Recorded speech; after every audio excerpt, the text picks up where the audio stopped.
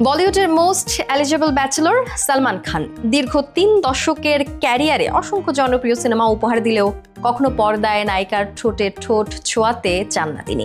পর্দায় প্রেমিকের রূপে তিনি অভিষিক্ত হলেও এক কথায় নো কিসিং পলিসি তার সিনেমার এক বিশেষ বৈশিষ্ট্য।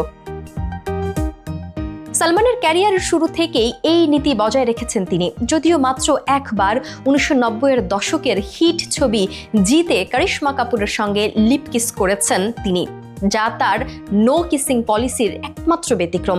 এরপর থেকে ক্যামেরার সামনে কখনো নায়িকার ঠোঁটে ঠোঁট রাখেননি সালমান। 2017 সালে টাইগার জিন্দা হ্যায় ছবিতে পরিচালক আলী আব্বাস জাফর ক্যাটরিনা কাইফের সঙ্গে চুম্বনের দৃশ্য অন্তর্ভুক্ত করার অনুরোধ করেছিলেন, কিন্তু সালমান এই প্রস্তাব প্রত্যাখ্যান করেন। একবার এক কমেডি শো এর মঞ্চে ভাই আরবাজ খান মজার ছলে বলেছিলেন, আসলে ক্যামেরার পেছনে এত চুমু খান তাই পর্দায় খান না। ভাইয়ের কথা শুনে হেসে ফেলেন সালমান।